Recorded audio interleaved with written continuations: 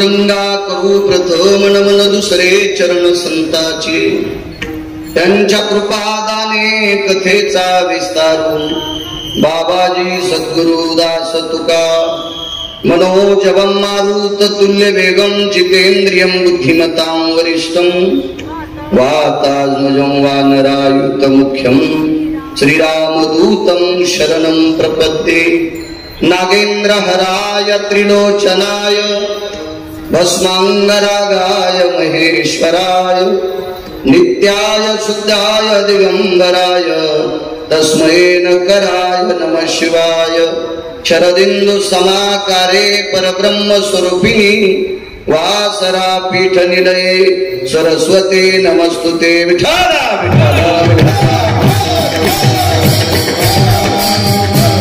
वैवासित पावनाती भासती पंचानन समाना तया श्रोत्याची आचरणी दाना साष्टांग नमन करीतसो वाद्यभूषित पावन ती प्रत्यक्षामरेंद्रा समान तयाची आचरणी दान साष्टांग नमन करीतसो आता गान गंधर्व देवता कुकीळ कंठस्वर अराका जी कीर्तनी वहिवासित लोका तयाची आचरणी नमनगा मज दिसत असो परम विख्यात जो जान ब्रह्मयाचा सुतो नारद जान नाम तितिक्षु तयाची आचरणी नमनगा जेने धर्म जितविलाची बळी तो संभाजी जान नवाळी कावतरला जयाची आकुळे तया छत्रपतीची आचरण कमळे साष्टांग नमन करीत असो विठाला विठाला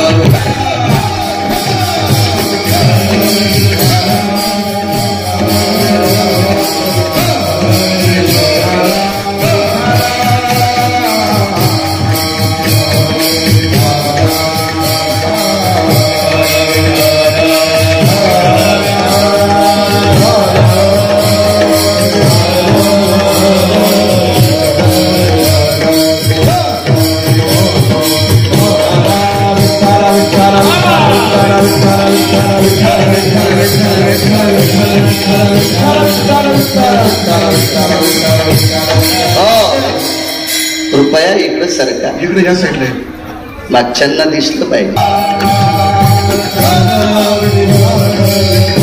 आता अभिनवाग विलासिनी जे चातुर्यार्थ कला कामिनी हे श्री शारदा विश्वमोहिनी नमिदिव्या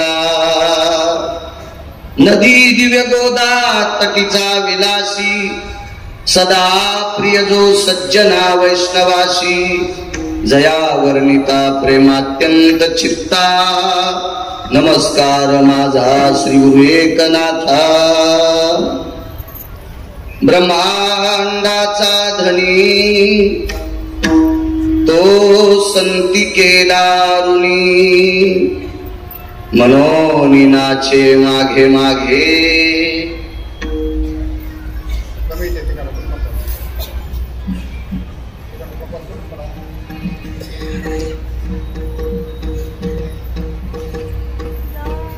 त्याचा बेस वगैरे करी एकदम मोकळा आवाज द्या देव तुमचं चांगलं करेल विठाला विठाला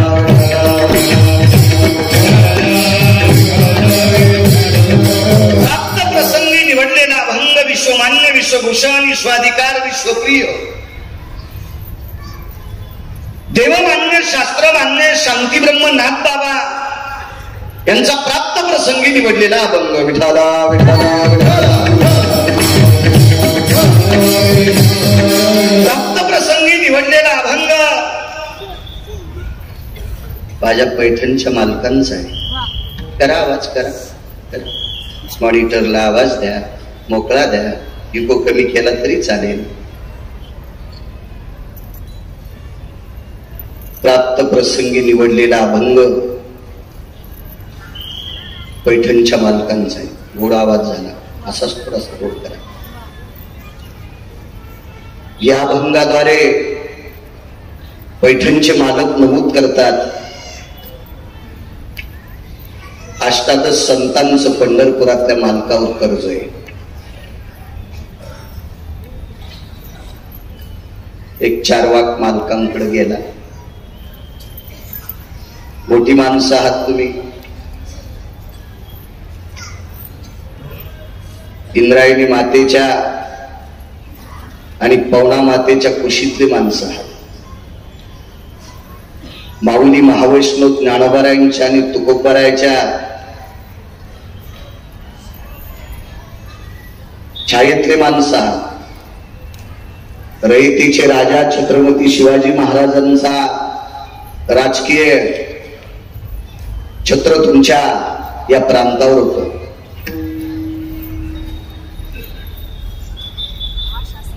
त्यांचाही या प्रांतातल्या रयतेवर कणाकणात त्यांचा वास आहे. अशी मोठी माणसं आहेत. चारवाक आपल्याच जन्माला येतात, आपल्या सोबत राहतात, आपल्या सोबतच मोठी होतात, आपल्या सोबत आपल्यासारखे कपडे सुद्धा घालतात आणि नालायक आपले वाभाडे काढतात. यांना चारवाक म्हणत असतात. अशा एका चारवाकाने पैठणच्या मालकांना प्रश्न केला. म्हणे, महाराज तुम्ही सरळ सरळ सांगतात की संतांचं देवावर कर्ज आहे, तो संती केला ऋणी, ऋण देवावर, असं कसं म्हणता तुम्ही? ते नाथबाबा होते.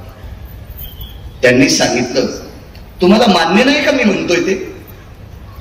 नाही, मान्य आहे की नाही हे तर्कानुसार मी करेल, पण मला असं वाटतंय तुम्ही सगळी जण भजन कोणाचं करता? विटेवरच्या मालकाचं, काशीतल्या मालकाचं. वा, मग तुम्ही भजन करणारे मोठे का ज्यांचं भजन करता तो मोठा? ते नाथबाबा होते. त्यांनी सांगितलं, आम्ही 18 जण ज्यांचं भजन करतो तो जगाचा मालक मोठा आहे, त्याबद्दल काही दुमत नाही. पण या भजन करणाऱ्या संतांचं त्याच्यावर कर्ज आहे, तो ऋणी आहे, तो कर्ज बाजारी आहे. काय बोलता म्हणे महाराज? एक सोपी व्याख्या सांगतो, तुम्हाला कळेल, रुचेल, पचेल, झेपेल अशी. समजून घ्या म्हणा. ग्रामपंचायतच्या सदस्यापासून तर देशाच्या सर्वोच्च पदापर्यंत जो कोणी राजकीय क्षेत्रात पडला असेल तो एकटाच जर बाहेर निघला तर लोक त्याला मानतील का? त्याचे प्रचार प्रमुख महत्वाचे असतात. ग्रामपंचायतच्या सदस्यापासून तर देशातल्या सर्वोच्च पदापर्यंत बोलतोय. मधली सगळी पदं आली. जिल्हा परिषद सदस्य, पंचायत समिती, आमदार, खासदार, मंत्री, महामंत्री आदी करून यांना लोकांना दाखवायचं काम कोण करत असतं माहिती का? त्यांच्या सानिध्यातले त्यांचे कार्यकर्ते. ही सगळी जर कार्यकर्ते बाजूला सरकली तर तो माणूस मोठा होईल का? नाही. मग ब्रह्मांडाच्या मालकाचे जे कार्यकर्ते आहेत का, की ज्ञानोबाराय, तुकोबाराय, नामदेवराय, चोखोबाराय, नाथबाबा, सावता महाराज, सेना महाराज, निवृत्तीदादा, गोरोबा काका, रविदास महाराज, कबीर महाराज, मीराबाई, जनाबाई, मुक्ताबाई, सखूबाई, हा त्यांचा प्रचार प्रमुख आहे. आणि एक सोपी व्याख्या लक्षात ठेवा, की 18 संत जर जन्माला आली असती, देव बाजूला ठेवा, 18 संत जर जन्माला आली नसती तर तुम्ही आणि मी उसातल्या डुकरांच्या यादीत असतो.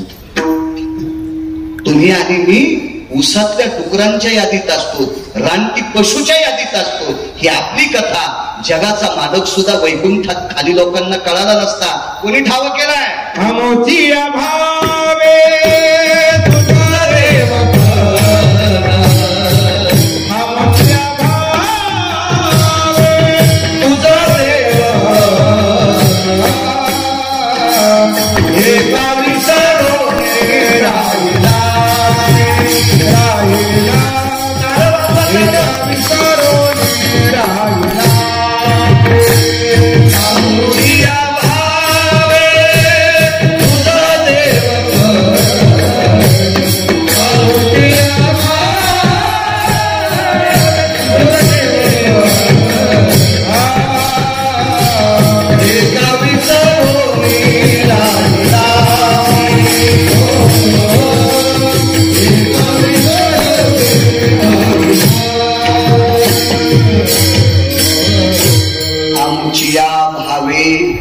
तुझं देव पण. मालकांचं वाक्य आहे. देवा, अरे आमच्यामुळे तुला देव पण आहे. आम्ही जर तुझं काम केलं नसतं तर ह्या लोकांना तू माहीत झाला नसता. ही कुळीची कुलदेवी कोणी माहीत केली? कुळीची हे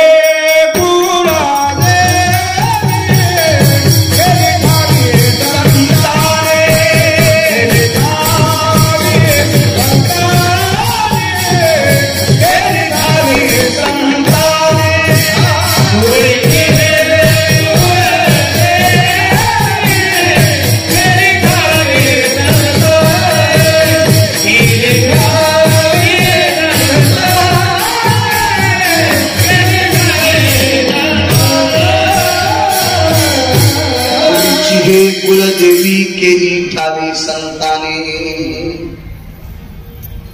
एक गोल शिखोळ पांघरून बसलेला जगाचा मालक वैकुंठातच थांबला असता, पण तो तुम्हा मला ठावा संतांनी केलाय, म्हणजे विश्वाला दाखवलाय संतांनी. असेल मोठा देव, त्याबद्दल दुमत नाही, पण याचं मोठेपण विश्वाला दाखवलं ते संतांनी. देवांपेक्षा संत कितीतरी मोठे आहेत, कितीतरी मोठे आहेत. त्याचं कारण सांगतो तुम्हाला. मोठं कोणाला म्हणत असतात माहितीये का? ज्याच्याकडे भरपूर पैसे आहेत का त्याला. ज्याच्याकडे भरपूर पैसे असतील आणि समाधान नसेल तर तो एक नंबरचा भिकार चोट. मराठवाड्यातली भाषा कळतील तुम्हाला. एखाद्या शब्दाचा जर तुम्हाला राग आला असेल तर पुन्हा बोलू नका. आणि मी काही मागे लागे नाही. तुम्हाला 30 गाव पाठ्याल 36 गाव. पंढरपुरातल्या मालकांना मला असा पाईप दिलाय, त्याच्यामुळे मी काही नालायकांना चोंबाळीत नाही. विठाला विठाला आपच्यानं पैसे असतील, आपच्यानं. तुमच्या बाजूला डोंगर येत, एखाद्या डोंगरा इतकं एखाद्याकडे सोनं असेल आणि त्याला जर समाधान नसेल, सुख नसेल, तर नुसता भिकारी नाही, तो भिकार चोटी. भिकार चोटी. विश्व ज्याच्या ताब्यात आहे त्याला जगाचा बाप म्हणतात. एक सोपी व्याख्या सांगू. मी आणि तुम्ही इथे किती दिवस बसवायचंय आणि कोण्या दिवशी मळ्यात नेऊन ठोकायचंय हे ज्याच्या हातात आहे त्याला जगाचा बाप म्हणतात. पुन्हा एक व्याख्या सांगतो. वृक्षाचे पान हले ज्याची सत्ता, राहिली अहंता मग कोठे.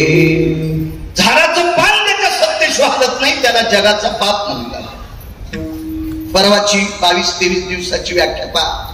घडामोड बघा. 22-23 दिवसापूर्वी जर पंढरपुरातल्या मालकाने आकाशातले ढग हलवले नसते तर या महाराष्ट्राच्या मातीतल्या कितीतरी जनावरांना चारा भेटला नसता. एकही ज्वारीचं कणीस असं उमललं नसतं. कोणात सत्ता आहे? त्याच्यात आहे, त्याच्यात. मग ही सगळी पूर्ण सत्ता ज्याच्या ताब्यात आहे, पण त्याच्याकडे सुख नव्हतं ना. सुख कोणी दिलंय? संतांचे सुख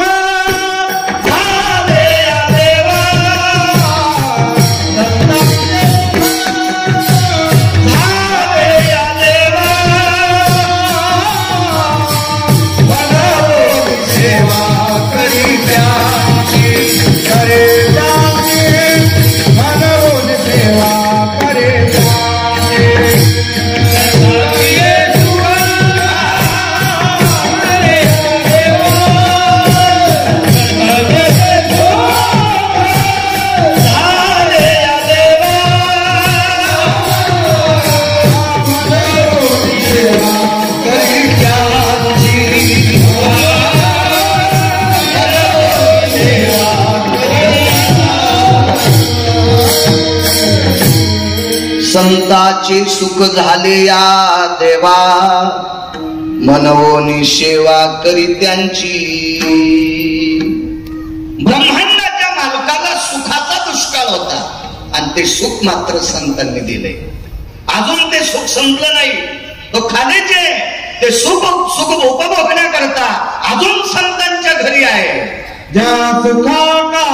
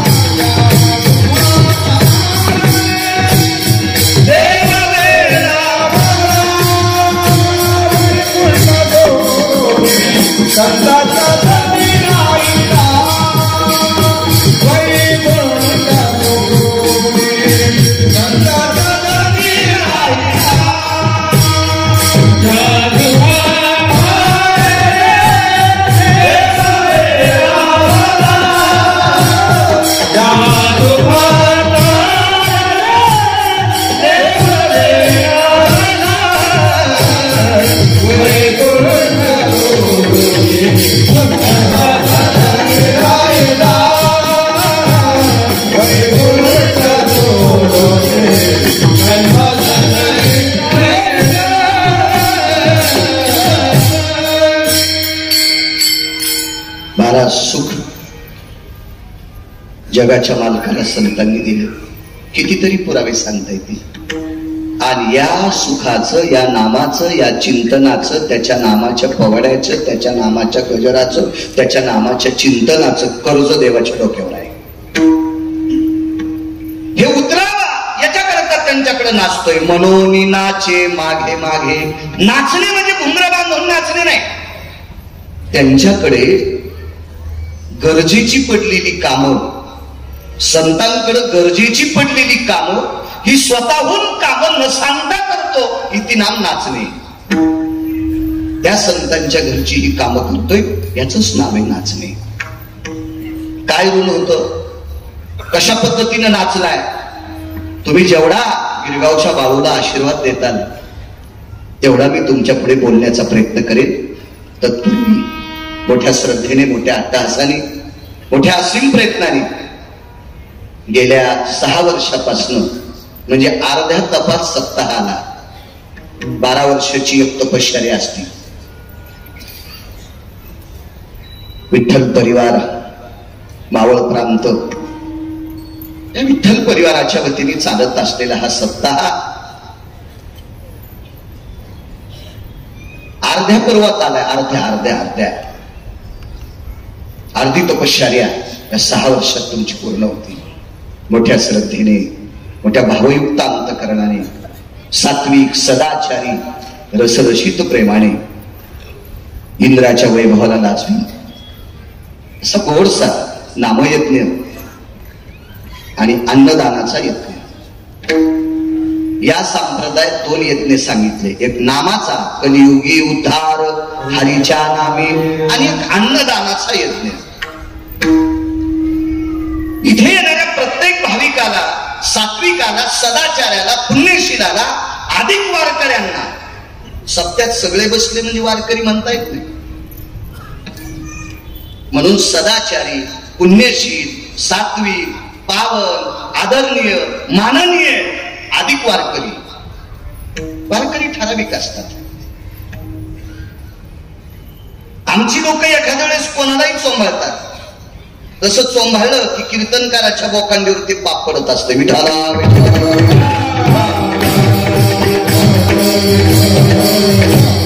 कीर्तिमान वाची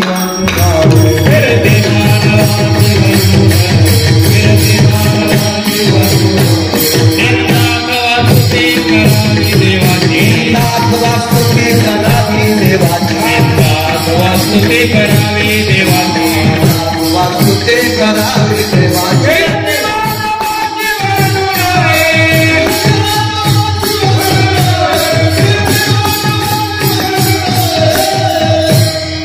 वास्तव वर्णन करणं ठीक आहे. एका ठिकाणी मालकानं विनंती केली, ऐका पंडित जन तुझे वंदित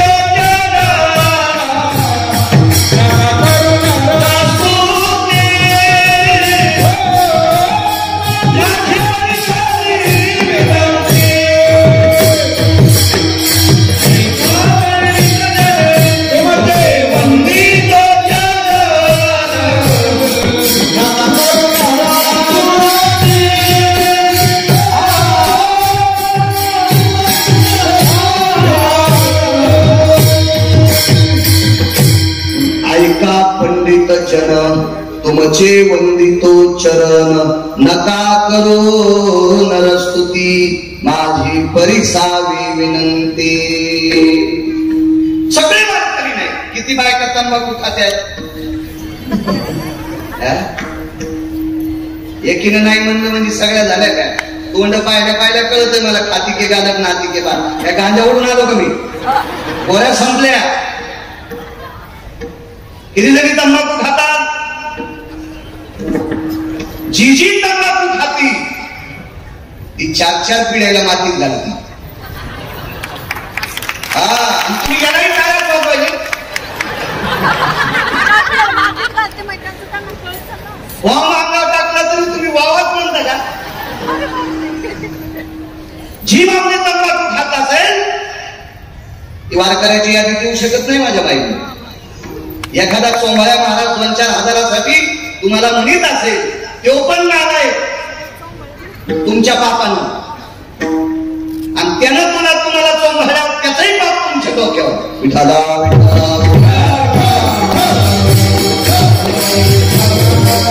एवढा मोठा सत्ता होतोय. एक विनंती करतोय, ऐका घे मराठवाड्यातल्या विडेवाळूंचा, ऐका ऐका ऐका. या सप्ताहामध्ये 500 बायकांनी जर तंबाखू सोडली तर हा सप्ताह कारणी लागला. या सप्ताहात किमान 125 नवीन जर माळकरी झाले तर समजायचं पीक चांगलं आलं. काय करायचं, 200 एकर ऊस लावला, 200 एकर, आणि आवरे झालं 25 टनाचं. काय खर्च फिटतो का ते? मोठा वारा पोकळ वासा, वारा जाई वासा वासा. त्याला 125 लोकांनी उद्याच्याला माळा आणायच्या आणि 125 माळकरी नसणाऱ्या लोकांनी माळा घालायच्या. पीक चांगला आला असं सांगायचं. ऐका वेळा बाळूंचा, ऐका ऐका ऐका. आमच्या मित्रांनी वडिलांकरता 83 लाख रुपये खर्चिले. कोविड मध्ये आजारी बाधित झाला, 83 लाख रुपये खर्चिले. शेवटी वडील त्याचे जात राहिले. मी म्हणलं काय रे? काय नाही म्हणलं बाप महाराज, जमीन 3.5 एकर आहे, 52-53 लाख रुपये एकरची संपूर्ण इकली तरी हरकत नव्हती, पण वडील जायला नव्हते पाहिजे, कारण सीन आला. 83 लाख गेले पण माणूस नाही वाचला, मातीत खर्च केला. एका मित्राने 2.5 एकर जमीन विकावं लागली, घरातले 4 लोक वाचले. ते म्हणला महाराज, पुणे, मुंबई, नाशिक, अजून राज्याच्या बाहेर जाऊन काम करायची वेळ आली तरी हरकत नाही, जाऊ द्या प्रॉपर्टी, पण पंढरपुरातल्या मालकाने आमच्या घरातले 4 लोक वाचले. याला म्हणतात गुण आला, याला म्हणतात गुण आला. 500 बायकांनी तंबाखू सोडायच्या, तुम्हाला तुमच्या एकुणएकीची शपथ आहे. कारण मी तर काय तुमची जनगणना करू शकत नाही. तर सप्ताह मोठा सप्ताह सांगूच ना. सत्याच्या लांबे रुंद्या मी फार पाहिल्या. आपल्या परमार्थाची खोली वाढली पाहिजे, खोली. लांबी रुंदीला काय करतात? मी अशी सत्य पाहिले की 125 क्विंटल साखर काल्याच्या सत्याला 6 वर्षापासून पाहतो मी ती सत्य. 6 वर्षापासून पाहतो. सहकार्य करा कमिटीला. एवढं मोठं उद्धाराचं साधन या प्रांतातले सात्विक लोक करतात, पावन लोक करतात, परमार्थिक लोक करतात, आध्यात्मिक लोक करतात. पीक आणण्याचा प्रयत्न करा, तंबाखू सोडण्याचा प्रयत्न करा, माळा घालण्याचा प्रयत्न करा. ही तुम्हाला पायाला शिवून विनंती करतोय.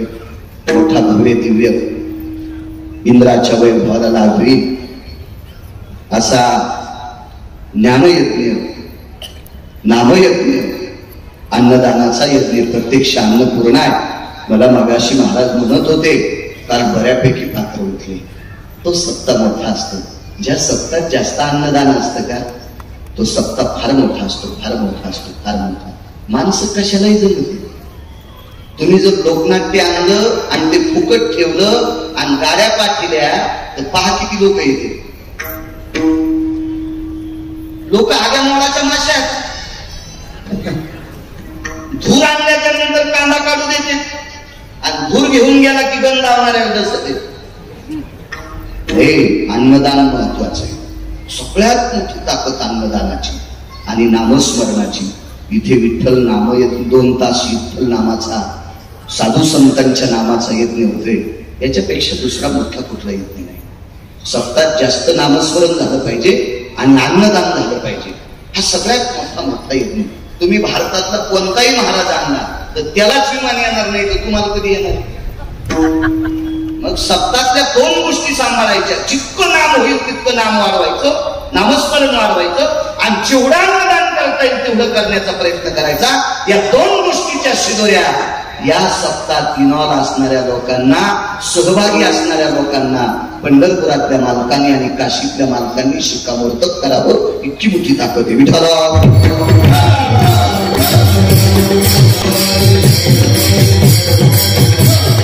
आनंद वाटतो या परिसरामध्ये, या प्रांतामध्ये. माझ्या ज्ञानोबाला तुकोबा सुगंध दरवळतोय. एक अर्ध्या सेकंदाचा, 2 सेकंदाचा, 5 सेकंदाचा डोळे झाकून विचार करा. 350-400 वर्षापूर्वी माझे तुकोबरायचे पाय या प्रांताला लागत होते. या प्रांतात तुकोबराय होते. या परिसरात तुकोबराय मिरच्याच्या व्यापारा करता यायचे. शिन्नर जुन्नर पर्यंत तुकोबरायची जहागिरी होती, वतनदारी होती. स्वतः फिरायचे. त्यावेळेला हे आमच्यासारखे टपराच्या गाडीत बसते अशा गाड्या नव्हत्या तुकोबरायकडे. घोड्यावर प्रवास असेल, पायी प्रवास असेल, म्हणजे या प्रांतातला मातीचा कण एक खरा सुद्धा नशिबा नाही की त्या खड्याने तुकोबराय पाहिलेत. या मातीनं तुकोबराय पाहिलेत, या मातीनं ज्ञानोबराय पाहिलेत. आणि या मातीतलं अन्न तुम्ही खाता. तुम्ही किती नशिबवान आहात ते मानावे ते म्हणे समाधान. तुम्ही समाधान माना. तुम्ही फार मोठी माणसं, फार मोठी माणसं, फार मोठी माणसं. चला, आदरणीय दिलीप महाराज, आदरणीय गणेश महाराज, आदरणीय नितीन महाराज, या परिसराला लाभलेलं राजकीय क्षेत्रातलं तात्विक, सात्विक, सदाचारी, आध्यात्मिक क्षेत्रातलं एक नाविन्यपूर्ण रत्न आदरणीय अण्णा. त्यांना मला वाटते गरज नाही नाव घेण्याची. कशावरून कळतं माहितीये का? कारण मी आल्यापासून मला दिसले नाही याचा अर्थ त्याला काही नाव घ्यावं अशी अपेक्षा नाही.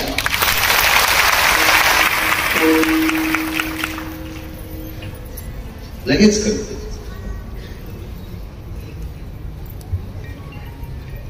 मूर्ख माणसानं मसळ घेतली. मसळ जास्त मका खाती म्हणून त्याला वाटलं तूप जास्त देईल. अशा नसते. म्हशीची त्वचा तपासायची असते. त्याच्यावर कळत असते तिला दुधाच्या ग्रंथी किती येतात. माणूस हा मोठा त्याच्यावर ओळखायचा आहे की ज्याला स्तुती आवडत नाही त्याला मोठं म्हणायचं.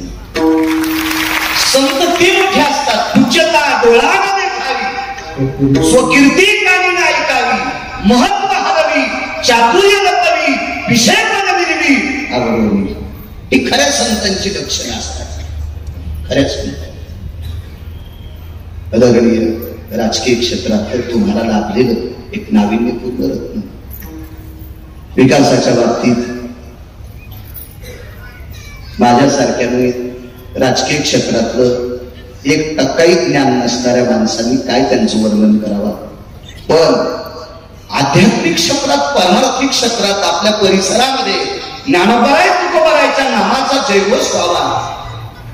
या प्रांतातल्या प्रत्येक माऊलीनी, सत्पुरुषांनी, आबालवृद्धांनी, तरुणांनी येऊन या नामयज्ञाचा साक्षीदार व्हावा. आणि ज्ञानोबराय तुकोबरायच्या नामाचा जिथे गजर होतो तिथे प्राप्त झालेलं अन्न नसून तो महाप्रसाद असतो. त्या महाप्रसादाचा सुद्धा त्यांनी वाटेकरी व्हावा. अशा आत्मीयतेनं, तळमळतेनं आदरणीय अण्णांनी या यज्ञाचं आयोजन केलं. त्यांनाही धन्यवाद. दोन्ही मृदंगाचार्य तुम्हालाही प्रणाम. या विनेकरी बाबांपासून इथपर्यंत ज्ञानोबराय तुकोबरायच्या नामाचा जयघोष करणारी ही वारकरी मंडळी, मस्तक माझा पायावरी या वारकरी संतांच्या. आनंद वाटला. आज सगळी धोत्रात माणसं. आनंद वाटला. सगळ्यांना फेटे आहेत. बऱ्याच ठिकाणी आमचं नशीब नदीला जातंय. काळ्या पॅन्टीवर चाल म्हणाली येतो. पण आपण त्याला काही म्हणू शकत नाही, कारण गावकऱ्यानं त्याला बदिलेलं असतंय ना. आपण जर त्याला बोलावं तर ते आमची गाडी फोडील. आमच्या हातात तोंड बांधलेले असतात. काळ्या पॅन्टीवर असतो तो, काळ्या पॅन्टीवर. मला असं वाटतंय आजच्या स्टेजवरची वारकरी किती गोड नाचली. राग येऊ देऊ नका, लाच काढल्या होतं. आजच्या स्टेजवरची वारकरी किती गोड लाजली. अशी प्रत्येक वारकरी संप्रदायातल्या स्टेजवरच्या वारकऱ्यांनी थोडीशी लाज सांभाळायला पाहिजे.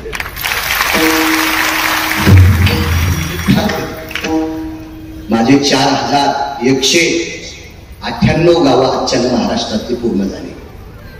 4198 गावं बांधलीत महाराष्ट्रातली. आता काही गोळ्या थोड्या संपल्या. मुस्लिम बांधव हा जर मस्जिद मध्ये गेला तर पांढऱ्या रंगाची गोल टोपी असल्याशिवाय त्याला मस्जिद मध्ये प्रवेश नाही. हा संप्रदाय किती मोठा आहे. एखाद्या संप्रदायाचं गाव सोन्याचं असेल एखाद्या संप्रदायाचं मंदिर सोन्याचं असेल, एखाद्या संप्रदायाला नाव ठेवण्याची गिरगावच्या बाळूत पात्रता नाही, योग्यता नाही, लायकी सुद्धा नाही. आणि हे स्टेज दुसऱ्या संप्रदायाला नाव सुद्धा ठेवत नाही. मंदिर सोन्याचं असेल, गाव सोन्याचं असेल, भिंत सोन्याची असेल, मधली मूर्ती सोन्याची असेल, मी काही त्यांचं तुच्छता मानित नाही, पण या संप्रदायातला तरू सोन्याचा आहे. जयाची द्वारी सोन्याचा पिंप. एवढ्या मोठ्या वैभवात ती माणसं आहोत आपण. म्हणून या संप्रदायात किमान कीर्तनकाराने, मृदंग वाजविणाऱ्यानं, ते मृदंग नावाचं वाद्य म्हणजे कोणाच्या बापाची जहागिरी नाही. या संप्रदायात मृदंग नावाचं वाद्य भगवान शिवशंकरांनी आरक्षित केले. हा संप्रदाय भगवान शिवशंकरांनी स्थापित केलाय. एका जनार्दनी वैष्णव आणि शिरोमणी महादेव भगवान शिवजींनी स्थापन केलेला संप्रदाय मृदंग नावाचं वाद्य. भजन ही परंपरा त्यांची जे ना सुरनर किन्नर नारद तुंबर गाठी निरंतर रे, सुरनर किन्नर नारद तुंबर गाठी निरंतर रे, माधवा मुरली मनोहर रे.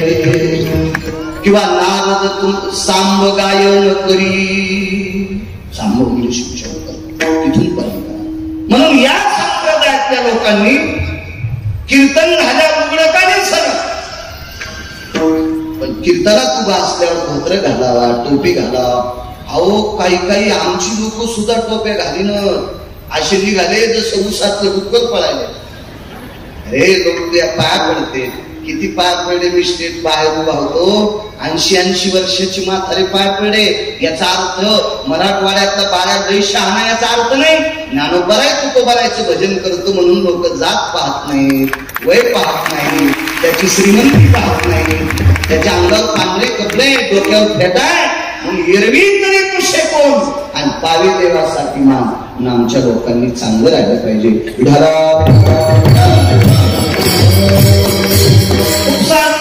सगळ्यांनी फेटे बांधले, वा आनंद. अशा कारण असं पाहिलं ना, बाकीच्या धर्मातली लोक आपल्याला गालबोट लावू शकत नाही. हिंमत नाही. काय कोणाची मार दिली असे पोशाख पाहिल्याच्या नंतर हिंमत हे कोणाची नाव ठेवायची आहे. असं वजनदार श्रीमंत संप्रदाय, श्रीमंत पुनश्च अण्णांना द्यावे तितके धन्यवाद. या प्रांतातल्या सात्विक सदाचारी पुण्यशील महात्म्यांना, यती योगी जपी तपी अनुरागी सिद्ध या सर्व या प्रांतातल्या वारकऱ्यांना गिरगावकराचा नाक घासून प्रणाम. अक्षयजी एवढे महाराज तारखेच्या संदर्भात तुमच्या विश्वस्तांच्या वतीनं, कमिटीच्या वतीनं संपर्क करत होते, त्यांनाही धन्यवाद.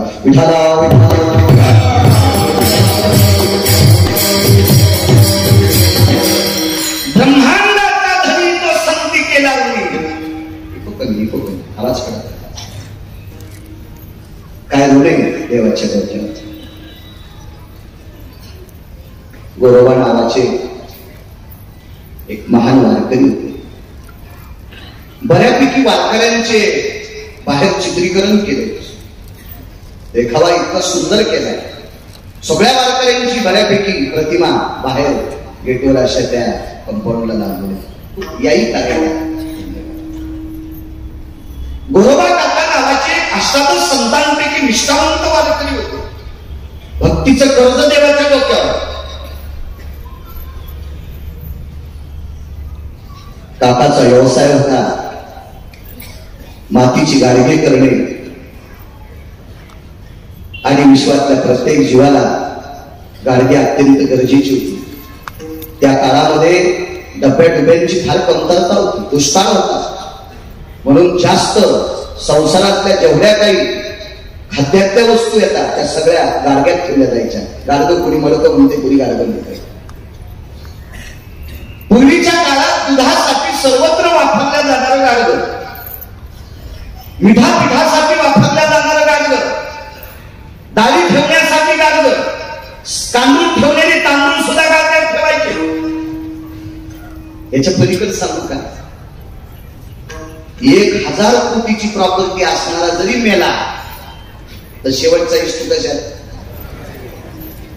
हे पण मी सांगायचं का सोन्याच्या गुंडीत नेऊ शकतो तो नाही, तिथे पण गाडगं हे आनंद. याच्या पलीकडे सांगतो 9 ते 10 कोटी रुपयाचं घर होतं. 9 ते 10 कोटी रुपयाचं घर. आता तर फार मोठी गरज आहे. 27 वर्षापूर्वी मी कर्मकांड करण्यासाठी एका वास्तुपूजेसाठी एका घरी गेलो. तर त्यावेळेला 9 कोटी रुपयाचं घर होतं. 27 वर्षापूर्वी 9 कोटी रुपयाचं घर ज्यानं बांधलंय 27 वर्षापूर्वी, त्याला सोन्याचं दूध काम नसतं. पण 9 कोटीच्या घरामध्ये वास्तुपुरुषाची स्थापना करत असतात. तो वास्तुपुरुष सोन्याचा असतो, पण सोन्याचा वास्तुपुरुष हा मातीच्या गाडग्यात घेऊन तो घरात गाडावा लागत असतो. 9 कोटीचं घर आहे, पण वास्तुपुरुषाला बसण्यासाठी मातीचं गाडगं. याच्याही पलीकडे आहे. आता किती मोठं मंदिर व्हायला आहे. माझ्या लहानशा तोंडानं 5 संख्या सांगू तरी कशाला? लायकी तरी आहे का माझी ती संख्या सांगायची? एवढं मोठं मंदिर, एवढं मोठं मंदिर. पण त्या मंदिरावर बसणारा जो कलश आहे का, कलश या कलशाला 81 बोळक्याने स्नान घालत असतात आणि ते 81 बोळके मातीचे लागतात. जर म्हणजे राम मंदिराच्या कलशाला स्नान घालायचंय, सोनं पाहिजे, मला असं वाटतंय 10-11 क्विंटल जमा होईल भारतातून. जर तांब्या करण्यासाठी 10-11 क्विंटल सोनं. शेतात, दुसऱ्याच्या शेतात साळ कापणारी, भात कापणारी बाई सुद्धा एखादा ग्राम सोनं देईल. किती लोक असतील भारतात म्हणजे. पण त्याही कलशाला स्नान घालण्यासाठी मातीचं दुःख लागते. म्हणून गोरोबा काकाला फार मोठं नाव. एक पुराणात एक वाक्य आलं बापू. पूर्वीच्या काळातला 500-700 वर्षापूर्वीचा मृदंग होता, तो सुद्धा मातीचाच होता.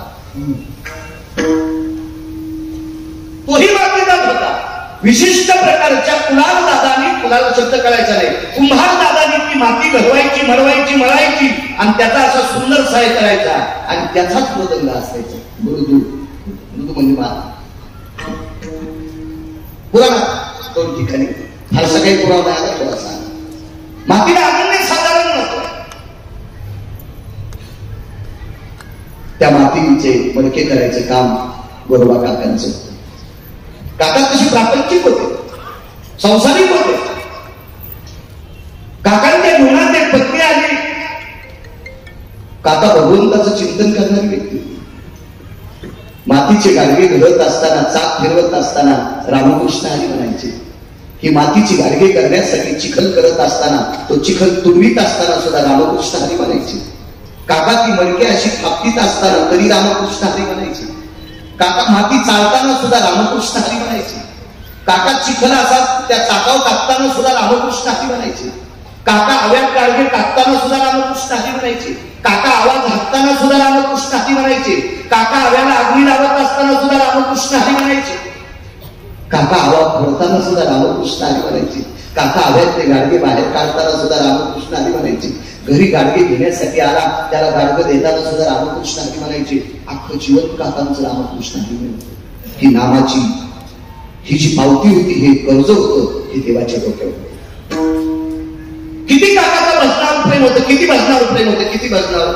अहो, आमच्या माईकचा आवाज कमी झाल्यावर आम्ही इतके रागवतो स्पीकरवाल्यावर, जसं त्याने इलेक्शन मध्ये आम्हाला पाळलेलं आहे. आणि काय समज नसतो, इथून गेलं की स्पीकरवाला बदलला आमचा. उद्या थोडाच हा स्पीकरवाला येणार आहे, पण इतके रागवतो आम्ही, इतके रागवतो. आमचा फेट्याची जर जरशी अशी कधी बाजूला सरकली तर 3-3 बारे आम्ही फेटा सोडतो. ह्या लोकांनी काही नाही केलं. काकांचं धोत्र गुडघ्याच्या खाली 3 इंच 4 इंच असायचं. ते पण माती तुडवताना वरी फसायचं, गुडघ्यापर्यंत घ्यायचं. एक उपरलं कबरेला आवडायचं. असे फेटा तर ठीक नाही तर तोही गुंगीला अडकायचा आणि मातीवर पाणी टाकून काकाने 2 चिपऱ्या हातात घ्यायच्या आणि त्या चिखलावर नाचायचं. जय जय रामकृष्ण हरी, जय जय रामकृष्ण. सकाळच्या काकड्यात जर आपली लाईट गेली ना तर काकडा म्हणा वाटत नाही. लोकांना असं वाटतं आपला काकडा लोकांनी ऐकावा आणि लोकांनी म्हणावं तुम्ही काय सुंदर काकडा केला. तर काकडा म्हणा वाटतो, लाईट गेल्यावर म्हणा वाटत नाही. मला नाही वाटत ती वाटली असते. मिठाला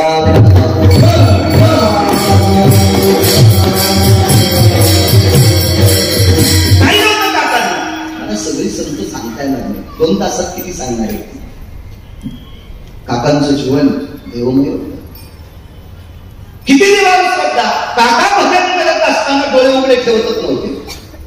डोळे बंद करून रामकृष्ण नावाचं नाव पडायचे. काकाचा सुंदर साहेब बालक त्यांना एक पुत्ररत्न झालं. त्या प्रापंचिक पिढीला एक फूल लागलं होतं. ते पुत्ररत्न एक मुलगा झाला आणि तो मुलगा वट्यावर असा अंथरूण टाकलं. त्याला झोप लागलेली. त्याच्या अंगावर दुपटं टाकलं. दुपटं तरी आता घेतो असं असेल. गोरोबा काकाच्या आईनं घालून घालून घालून घालून जुनी झालेली अंगावरची पातळ. लुगडं म्हणता का पातळ म्हणतात तुमच्याकडे? सुती सुती जुनं. त्या आताच्या सांगू नका. या आताच्या साऱ्या ज्या बायका घालत्यात यांनी पेटून घ्यायचं नाटक केलं तरी ती वाचत नाही. जुन्या काळातली बाई सहज जरी पेटली असं केलं तरी इज्जत होती. ह्या तुम्ही हिसतात पण त्याचं पाणी हाडापर्यंत जाते. तेजाबापेक्षा भारी या पॉलिस्टरच्या साड्या. जुनं सांगते तुम्ही. जुन्या काळातलं लुगडं त्यांच्या आईनं नेसून नेसून नेसून नेसून जुनं घालण्याच्या नंतर त्याला शिवून मस्त दोऱ्यानं तुमच्याकडे वाकडी बऱ्यापैकी शिवतात. तसे त्याचे दुपटे ते दुपट्या अंगावर टाकलेले आहे. झोपलेला आहे तो बाबा. आई पाण्याकरता गेली. संसारात मदत करणारी माऊली होती. ज्याच्या जीवनात बायको सात्विक आहे का त्याला जंगलात पण स्वर्ग आहे. त्याला वनवासात पण स्वर्ग आहे. आणि ज्याच्या जीवनात बायको वात्रट भेटली का त्याला बंगल्यात पण मस्त वाटाय.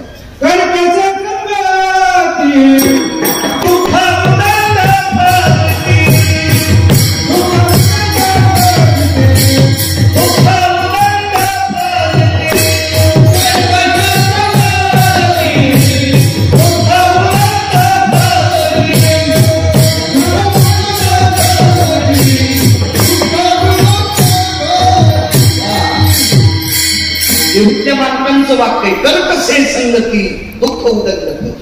ज्याच्या जीवनात कर्कश पत्नी भेटली का त्याच्याकडं लग्न सोनं असू द्या त्याला सुख भेटत नाही. म्हणून मालकावर प्रेम करी जा माझ्या नाही. मालकावर प्रेम करी जा. जी बाई नवऱ्याच्या पाया पडती तिला भारतातल्या कोण्याच महाराजाच्या पाया पडायचं काम नाही. देऊन घ्या गिरगावच्या पायाचं. आणि जी नवऱ्याच्या पाया पडत नसल आणि तिने शिवंश महाराजाचे वांगे चिरून भाजी करून जरी खाल्ले तरी तिला उतार नाही. बाईनं मालकाची सेवा करायची. इथं कोणी तरुण बसला असेल तो जर महाराजाच्या पाया पडत असेल आणि आई वडिलांना नीट बोलत नसल तर त्या हरामखोराच्या पापानं परिसरावर दुष्काळ पडत असतो.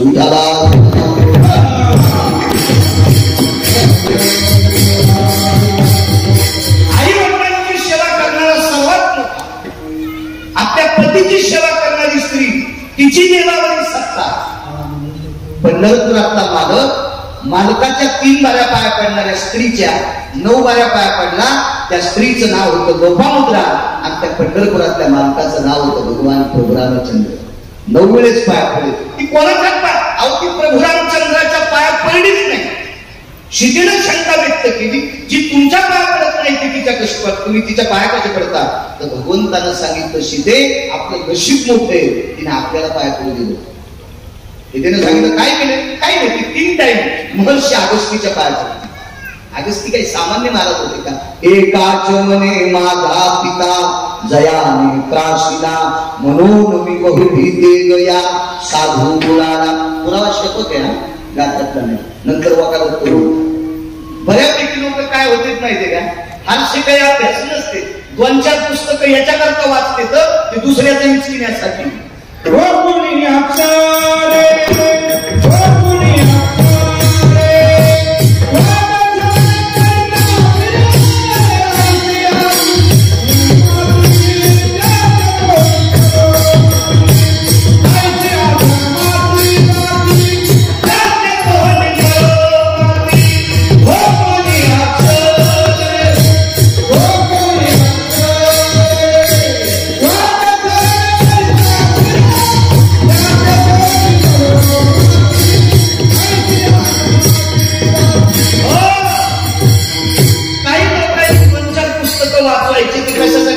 दुसऱ्याच्या नाकात ताऱ्या घालायच्या. गोकुणी अक्षरी वाद चलन करीत फिरे आयशी आधमाची.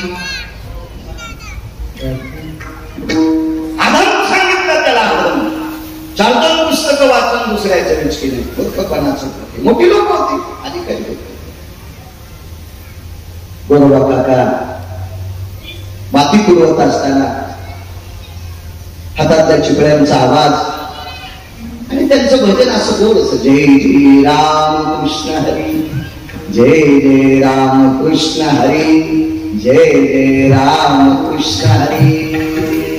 गोडसा आवाज आणि त्या चिपळ्याचा गोडसा. कारण वारकरी संप्रदायाने स्वीकारलेली ठराविक वाद्ये, सुरती असेल, वीणा असेल, मृदंग असेल, टाळ असेल, चिपळी असेल, हे वारकरी संप्रदायानं आरक्षित केलेलं वाद्य. चिपळी ही वारकरी संप्रदायानं स्वीकारलेलं वाद्य आहे. त्या चिपळ्या वाजून ते भजन करायचे. आणि आपल्या वडिलांकडे बघितलं त्या चिमुकल्या बालानं, 1.25 वर्षाचा बालक असेल, त्याला असं रांगता येत होतं. आणि तो रांगत रांगत रांगत आपल्या बाबांकडे गेला. मनोनी नाची मागे मागे. देव कसं नाचतोय का सांगतो. भगवान नामस्मरण भगवंताचं काका करत होते आणि तो मुलगा काकांकडे रांगत रांगत रांगत चिमुकला गेला. काकाची देवावर इतकी श्रद्धा, भजनावर इतकी श्रद्धा, इतकी श्रद्धा, भजनामध्ये मग्न झालेले काका स्वतःच बाळ पुढवलं.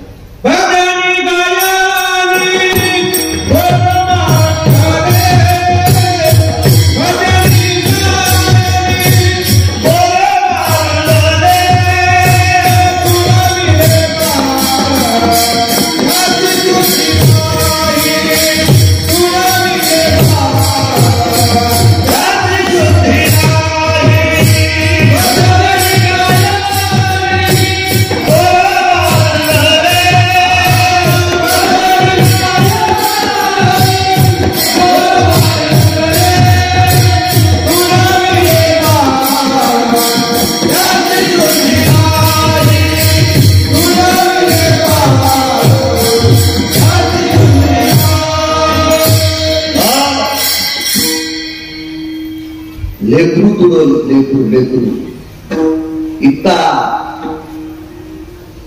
देवावर आपलं जीवन झोपलेला परमार्थ आपल्या या पात्रतेचा आहे का? त्यांच्या पायाला चिटकलेल्या मातीच्या कणाची सुद्धा बरोबर नाही. आम्ही एकदा एका माणसाकडे एका पूजेच्या कामाकरता गेलो. मी आणि माझे 3 मित्र, आम्ही 4 जणांनी ती पूजा आटोपली. आणि आरतीच्या वेळेला मी त्या तिघांना सांगितलं, तुम्ही आरती करा. ते 3 जण आरतीला थांबले. आमच्या चौघात एक जण इतका आळशी होता की तो झोपल्याच्या नंतर अंथरून पण कदरत होता. तो इतका झोपाळू होता. आणि आरतीचं ताट नेमकं त्याच्या हातात दिलं. आरती आणि घंटी.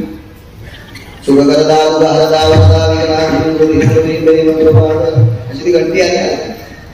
त्याच्याकडे आम्ही बऱ्याच वेळेस केल्याच्या नंतर त्यानं कधीतरी आरती फिरवायची, कधीतरी घंटी वाजवायची. पण आज इतकी घंटी वाजत होता आणि इतकी आरती तालात फिरत होता आणि नाचत सुद्धा होता. मग यजमानानं त्याला मोठं नारळ दिलं. कळालं तो नारळ थोडं मोठं दिलं. आम्ही अशी बैठकीत बसल्याच्या नंतर त्यानं सांगितलं, आम्हाला नारळ फार मोठं दिलं यजमानानं. मी यजमानाला विचारलं, का हो आमच्या सगळ्यात आळशी हाच आहे, याला नारळ फार मोठं दिलं? नाही म्हणे महाराज, तो माणूस आरतीत इतका नाचला, इतका नाचला, इतका नाचला की आतापर्यंत तुम्ही जेवढ्या वेळेस पूजेला आले ना, तुम्ही एकदाही तितकं नाचले नाही. मी त्याला बाजूला घेतलं, म्हणलं, काय तुला तर लय कंटाळा येत होता, तू कसं काय नाचला? काय झालं म्हणे महाराज, मी ज्या वेळेला बसलो होतो ना त्यावेळेला खाण्यासाठी गुळ आणला होता. मला माहितच नाही त्या तोरणात गुळ आहे. मी त्या गुळाच्या तोरणावर बसलो आणि म्हणून गुळाचे बऱ्यापैकी खडे माझ्या धोत्राच्या कष्ट्याला चिकटले. आणि ज्या वेळेला गुळ जिथं असतो का तिथं मुंग्यांना पत्रिका पाठवायचं काम नसतं. मुंगीची घरा धावी मूळ देखून या मूळ धाव घाली. तुम्ही गुळ साखर ठेवली की मुंग्या आपण मध्ये आता त्या मुंग्या इतक्या धावल्या तो बसल्याला होता त्याला माहीतच नव्हत्या. सगळ्या मुंग्या त्याच्या धोत्रावर चालल्या. गुळ होता तोपर्यंत मुंग्याने खाल्ला आणि गुळ संपल्याच्या नंतर मुंग्या त्याला चावत होत्या. आता एका हातात आरती, एका हातात घंटी. कष्टाचं काही हालीचाच येत नव्हता, नाचतच जोरात होता. याला भक्ती म्हणते. देखावा झाला. माणसं शकणार नाही. पंढरपुरातला मालक कसा मानला असत्या कृतीला नाही मानू शकत, नाही मानू शकत. श्रद्धा वेगळी असते. गोरोबा काकांची एवढी श्रद्धा फारच तुझी. हसत खेळत भोवडे बोलत याच्यातच सांगितलं. चिखली मिळाले रक्तमास, चिखली मिळाले रक्तमास.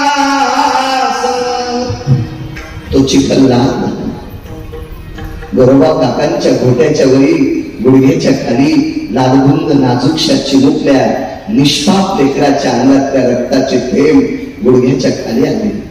एखादा थेंब अंगावरच्या धोत्रावर सुद्धा लालगुंद पडलेला आहे. चिखल पूर्ण लाल झालेला आहे. तेवढ्या अवकाशात आई आली. आई असते. त्या आईच्या कमरेवर पाण्याची घागर होती. त्या वजनाचा विचार न करता तिनं दारातल्या त्या बाळांकडे बघितलं. ते कपडे विस्कटलेले होते पण बाळ दिसत नव्हता. पाहिलं तिनं आपल्या पतीकडे. पाहिल्याबरोबर लक्षात आलं मालकाने भजनाच्या नादात डोळे झाकून बाळाला तुडवलं. आवाज दिला,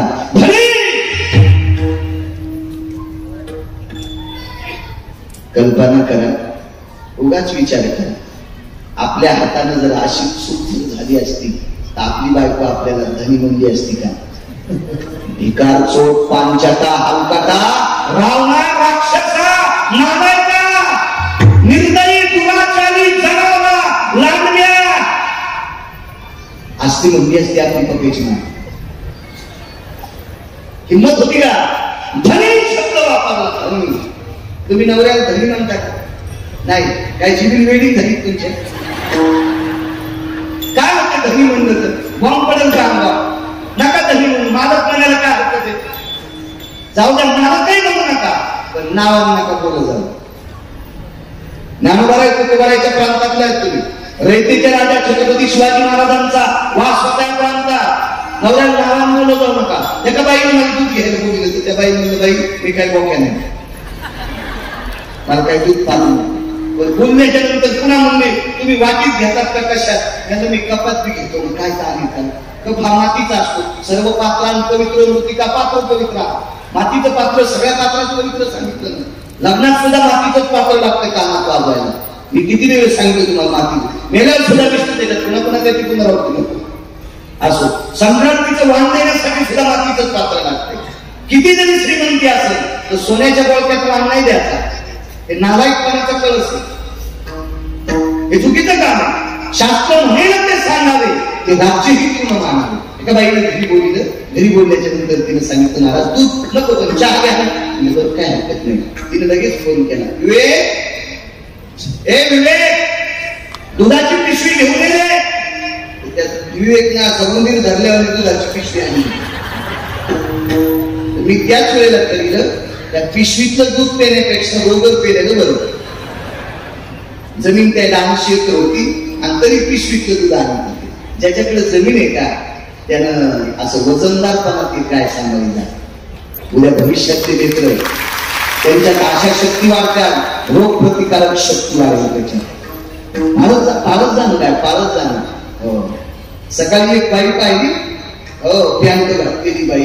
बापरे, मला तर पहिल्यांदा माणूसच वाटतो. नंतर कळालं तिच्या हातात एक बांगडी होती. एक का होत नाही तिने घातली होती. मला वाटतं ही बी नवऱ्यालाच घातली का. तरी पण हसतात तुम्ही. कुत्र्याला घेऊन फिरून लागली. कुत्र्याला मी गाडी थांबवलं. विचारलं, ताई एक बोलू? कुत्रा, हो माझे मालक मलेशियाला गेले तिथून आणला होता. विमानात आणलाय कुत्रा. म्हणजे कुत्र्यांना कळत नाही कुत्र पुढे बसवा.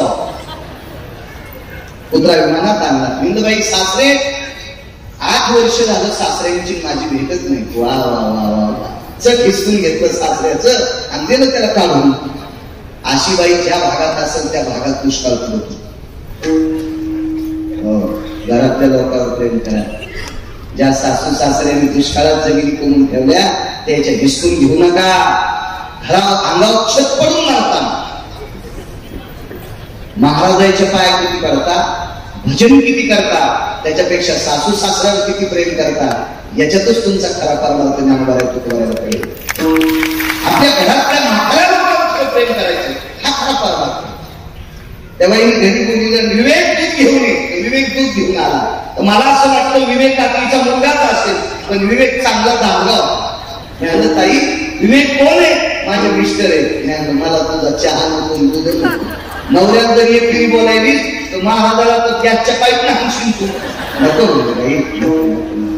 नवऱ्याला नावानं बोलू जाऊ नका, तुमच्या चटला सगळं काय पडतो. रयतेच्या राजाला आवडत नव्हतं नवऱ्याला नावानं बोलले दिसतील.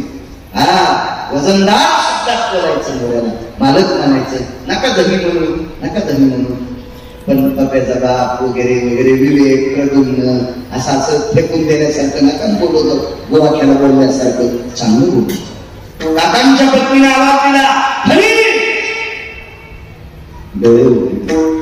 भजनात व्यत्यय कशाला आणला?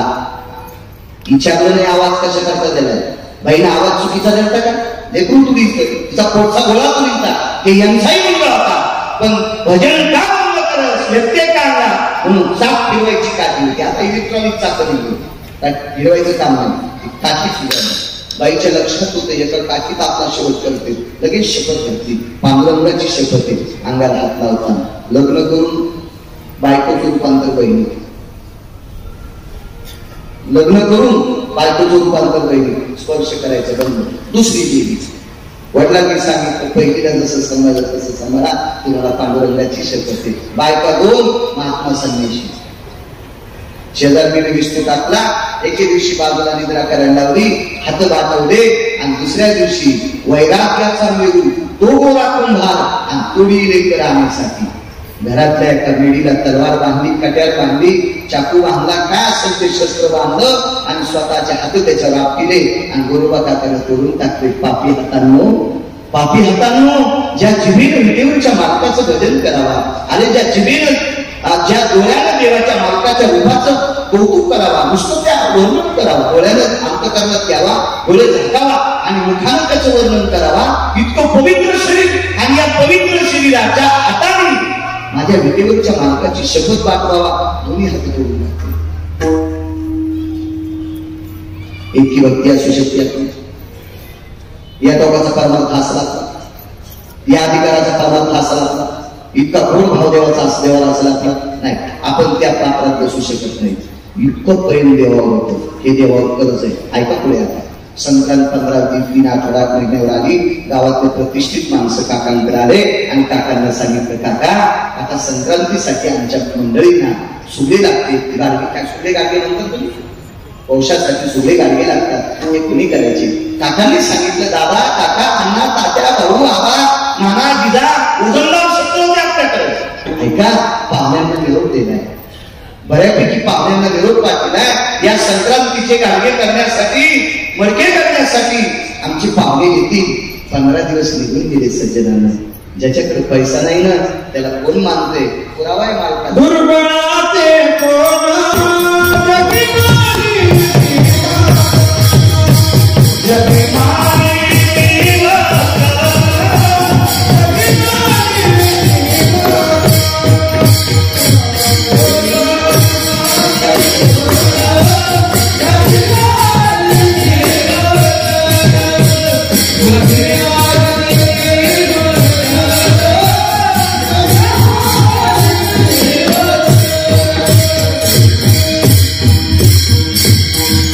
दुर्बलाचे कोण जगी मानिती वचन.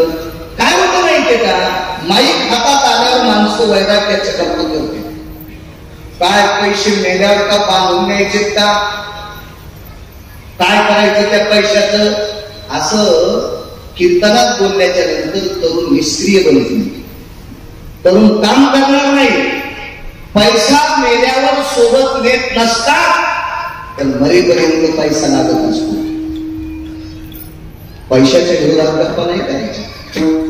देव आणि संत, देव आणि संत. आणि तिसरं जर शक्ती कोणती असेल तर ती अर्थ नावाची शक्ती. अर्थ अर्थ अर्थ. देशाची तिजोरी जर डबघाईला आली ना, देशाची तिजोरी जर रिकामी झाली ना, तर या देशात किती मोठा राजा असू द्या, त्याला देश चालवायला अडचण येते. पैसा अत्यंत गरजेचा आहे.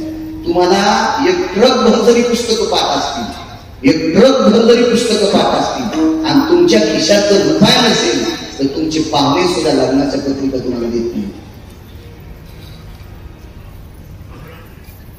पैशाला किंमत आहे. धनवंता लागी सर्व मान्यता आहे देवी. गोरोबा काका विद्वान आहे, लक्ष्मीचा पती त्यांना मानतोय, पण परिस्थिती नाजूक असल्यामुळं पाहुणे मानत नव्हते. पाहुणे मोठ्या माणसांना मानते. तुमच्याकडे पैसे आले की पाहुणे स्वतः गाडी घेऊन तुम्हाला बळवाटीन पत्रिका घेऊन येतात. तुमच्या रक्ताचा कलर बदलत नाही, तुम्हाला शिव येत नाही, काही नाही. फक्त तुमच्याकडे 2 पैसे आले समाज तुम्हाला मानत असतो. हा अर्थशास्त्राचा नियम आहे, निसर्गाचा नियम आहे, व्यवहारातला नियम आहे. बरोबर काका गरीब आहे. कोण येते? एके दिवशी गावातली एक प्रतिष्ठित महिला आहे, श्रीमंत घरची बाई होती. ती काकांना काका म्हणायची. पूर्वीच्या काळात सांगू तुम्हाला, गरिबांना एकीने बोलायचं नाद होतं. श्रीमंत माणसं गरिबीला राम्या, रावश्या, दाशा, भाग्या. भागीराम असेल तर भाग्या म्हणायचे, भागवतराव असतील तर भाग्या म्हणायचे, रामराव असतील तर राम्या म्हणायचे, दासराव असतील तर दाशा म्हणायचे, गोविंदराव असतील तर गोविंद्या म्हणायचे. गरीबाला अशी म्हणण्याची पद्धत होती. पण त्या काकांच्या नगरीतल्या बायका सात्विक, सदाचारी, पुण्यशी होत्या. असत्यांच्या 2% वेगळ्या बायका. काका 15 दिवसात संक्रांत आली, जी बाईसाहेब काका सुद्धा जी म्हणायची. बघा काय करायची अवस्था. आम्ही बाहेर गावच्या कुंभारदादातून मडके आणावे का? काकाने सांगितलं, माय 2 दिवस वाट पहा. 2 दिवसात जर आमचे पाहुणे नाही आले तर मग तुम्ही कोणाही कुंभारदादातून गाडगे आणू शकता. त्या रात्री गोरोबा काकाने मिठाच्या खड्यासोबत पानगं खाल्लं. कमी करा, बेस कमी करा, आज कमी करा. मिठाच्या खड्यासोबत पानगं खाल्लं. आपण जर नाही खावं तर संसारातले लोक नाराज होतील. आपण कुटुंब प्रमुख आहोत. चक्कर पानगं घेतलं, मिठाचा खडा वला केला, त्याला लावून ते पानगं खाल्लं. संक्रांती थंडीच्या दिवसात असते. तुळशी वंदनापाशी आपलं अंथरूण टाकलं, चिपळ्या घेतल्या, पंढरपुराकडे तोड करून तासभर भजन केलं. एक तासभर हातातल्या चिपळ्या उशाला ठेवल्या आणि तुळशीच्या वृंदावनाला खेटून टाकलेलं अंथरूण, त्या अंथरुणावर गोरोबा काकाने अंग टाकलं. भजनामध्ये काही देवाला मागितलं नाही, पण पळड्या अंतरावर पळड्या गोरोबा काकांनी देवाला विनंती केली, देवा अरे मिठाच्या खड्यासोबत जरी खात असेल पण याच्यासोबतची भाकरी ह्या गावातल्या लोकांनी दिलेल्या ज्वारीची भाकरी आहे, त्यांच्या बाजरीची भाकरी आहे. देवा आतापर्यंत 2-4 पिढ्या गेल्या रे, त्या गावातल्या लोकांनी आम्हाला उपाशी ठेवलं नाही देवा. परमेश्वरा त्या गावातल्या लोकांचं ऋण फेडू तरी कसं नाही, फक्त मडके करतो रे देवा. वर्गाला गाडगं देत असेल, संक्रांतीला गाडगं देत असेल, दुधाला गाडगं देत असेल, तुपाला गाडगं देत असेल, रवी लावायला गाडगं देत असेल, घरातल्या वस्तू साठवण्यासाठी गाडगं देत असेल, याच्यापेक्षा दुसरं काय करू शकतो देवा? आणि यांच्या भाकरीचं ऋण फेडण्यासाठी माझ्याकडे दुसरं काही काम नाही देवा, आणि गाडगे करण्यासाठी हात नाही रे देवा. एखादा पाहुणा पाठवून देशील का देवा? एखाद्या पाहुण्याच्या अंतकरणात सद्बुद्धी देशील का रे? म्हणून नाचे मागे मागे सांगतोय, देशील का रे एखाद्या पाहुण्याच्या अंतकरणात सद्बुद्धी? आणि रडत उशी भिजून गेली. इतके गोरोबा काका रडले, झोप लागली. पहाटे 3:30-4 वाजता आकाशातली चांदणी दिसली. उठले, स्नान आटपलं, तुळशीपाशी काकडा केला. गावामध्ये फार मोठं एक शिवलिंग आहे, त्या भगवान शिवशंकराचं दर्शन करून आले. तुळशीला पाणी घातलं आणि तुळशीला पाणी घालत असताना प्रदक्षिणा करून संपल्या आणि तो तांब्या घरात ठेवला आणि वट्यावर बाहेर बसले. तेवढ्या अवकाशात 3 व्यक्ती दिसल्या. पंढरपुरात सकाळची काकडा आरती झाली, देवाची महापूजा झाली आणि महापूजा झाल्याच्या नंतर विटेवरचा मालक विटेवर खाली उतरतो आणि जगाच्या मालकिनीला आमंत्रित करतो. रमा, रमा म्हणजे लक्ष्मी. हे रमा, जी मालकाची, रमा तुला लाल रंगाचं पातळ नेसावं लागते. प्रभू, आजच्या पूजेमध्ये मला लाल रंगाचं नखीचं पातळ आहे, कुठे आहे, पैठणी आहे. नाही रमा, लक्ष्मी इतक्या भारीचं पातळ नाही नेसताय ना तुला.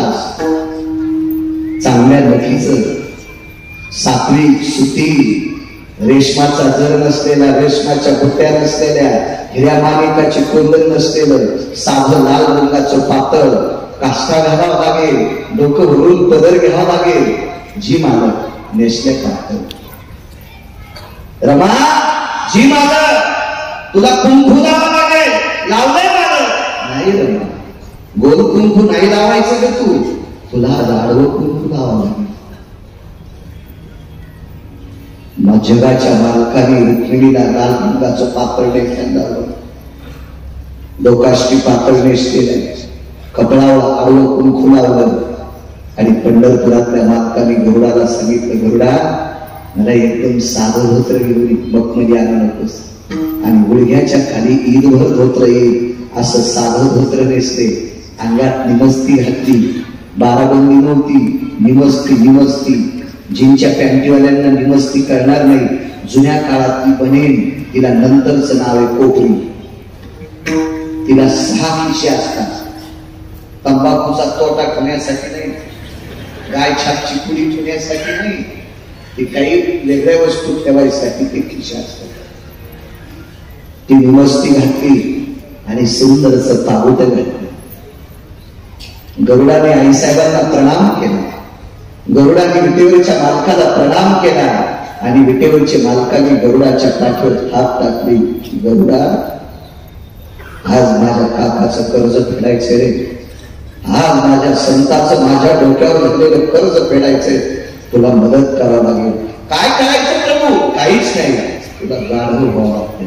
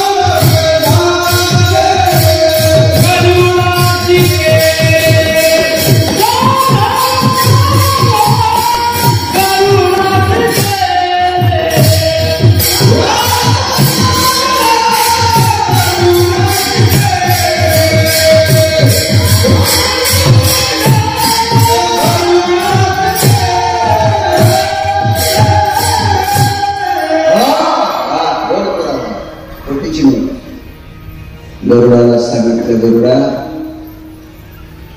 तुला कुंभार व्हावं लागतं.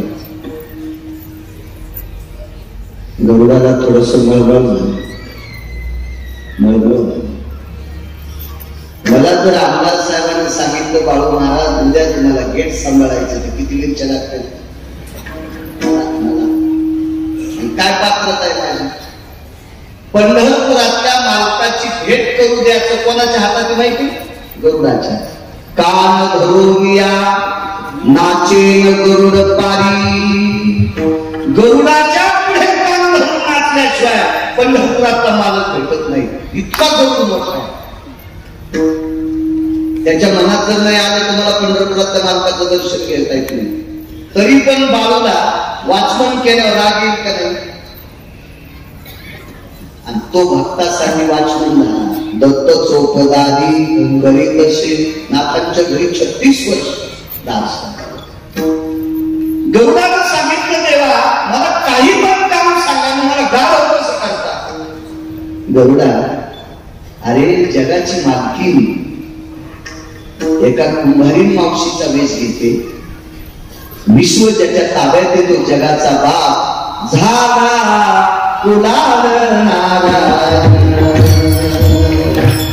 झाला कुलाल नारायण. विश्वाचा मालक कुंभार झालाय. गरुडा तुला गाढव व्हावं लागते आणि तात्काळ गरुड गाढव झालो. म्हणून मी नाची मागे मागे म्हणून मी नाच. माझ्याकडे आता फक्त 24 मिनिटं शिल्लक. एक सेकंद पुढे जायचं नाही. ट्रॅक्टर किती महागाईचा घेतला पाहिजे पण आपलं बांध आला की वळलं पाहिजे. दुसऱ्याच्या बांधात कसं लागलं. एवढे मोठी लोक जेवायची नियोजन सगळ्या गोष्टी बऱ्यापैकी काही मान्यवर लोक येतात. एवढ्या लोकांना सगळ्या वारकऱ्यांच्या मुखामध्ये अन्न जावं. प्रसाद आजचा अन्न नाही हा प्रसाद आहे. जिथं भजन केलं जाते जिथं नामचिंतन केलं जाते. अहो ह्या मंडप शुद्ध करण्यासाठी सनातन धर्माच्या वैदिक संस्कृतीनुसार कितीतरी माणसं बसून एका ठराविक वेळापुरता हवन केलं यज्ञ केलं की जागा पूरित करण्यासाठी शुद्ध करण्यासाठी इतका तात्विक काटेकोरपणानं संप्रदायाचे नियम जोपासून केलेला सप्ताह. चांगल्या मला एक वाटतंय आपल्या विरोधकाचा जरी घोडा असेल तर त्याला घोडं म्हणलं पाहिजे आणि आपल्या पाहुण्याचं जरी गाडं असलं तर त्याला घोडं नाही म्हणायचं त्याला गाडं म्हणलं पाहिजे. चांगल्यांचं वर्णन करावं थाप टाकली पाहिजे अपवादाची नाही म्हणणार. दिवसभर वखर आणायचं. वखर म्हणजे ताव तुमच्याकडे आवड वखर पण बैल सोडताना बैलाचं नाव घेऊन त्याच्या पाठवर जर थाप टाकली तर थकलेला बैल सुद्धा शेतीवरी करतोय. चांगलं काम करणाऱ्या माणसाला स्तुती आवडत नसती. स्तुती आवडत नसती पण त्यांच्या चांगल्या कामाची पोच पावती वक्त्यानं तोंडावा ते गोड वगवली तर आहे याच्यापेक्षा अजून तुमचा सत्ता मोठा. सन्मान केला पाहिजे. बरीच माणसं काही इतकी हलवत असतात. उष्ट्या हाते मुठवी काग. उष्ट्या हाताला कधी घरावरचा कावळा उठत नाही आणि ते म्हणते वरण जरा पातळच आहे. तू बापाचं श्राद्ध घातलं नाही नालाय का. तुला काय लायकी वरण पातळ म्हणायचं. शिऱ्यात थोडी साखरच कमी होती त्याला खूपच कमी होतं. भात जास्त मोकळाच झाला नव्हता. उष्ट्या हातानं कावळा उडवीत नाहीत माणसं. चांगलं काम करणाऱ्या माणसात हात टाकली पाहिजे. ती माणसं अजून जोमानं पुढे पुढे करतात. वा आणि बरं चांगली गोष्ट आहे. काळ गोड आला गोड काळ. मला वाटतंय महाराष्ट्रातल्या सगळ्या आमदार लोकांनी परमार्थ करून लोकांची मनं जिंकावं. काळ्या पिशव्या वाटून नाही या स्टेजवर म्हणू नये पण बघतो आम्ही डोळ्याला.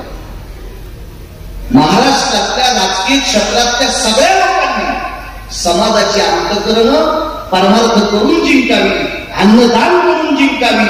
यात्रा काढून जिंकावी. हे काय पाहिजे तुम्हाला. जा 100 गाड्या पंढरपूरला. जा 25 गाड्या काशीला. जा 100 गाड्या अयोध्येला. ज्याला जाता येत नाही त्याला सुद्धा अयोध्येला पाठवा. ज्याला कधी पंढरपूर पाहिलं नाही त्या आमदारांनी त्या खासदारांनी त्या जिल्हा परिषद सदस्यांनी त्या पंचायत समिती सदस्यांनी देहूला पाठवा. पैठणला पाठवा. आळंदीला पाठवा. पंढरीला पाठवा. अशी कामं जर आपण करत राहिलो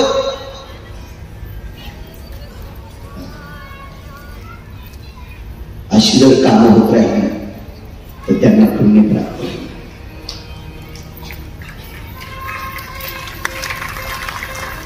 चांगल्याच्या मागे राहिलं पाहिजे. चांगला आवडत जावा इतकं ध्यानात ठेवा. चला गोरोबा काकाच्या घरी पंढरपुरातला मालक कुंभाराच्या रूपात आले. आईसाहेब कुंभारी मावशीच्या रूपात आले आणि गरुड गाढवाच्या रूपात आले.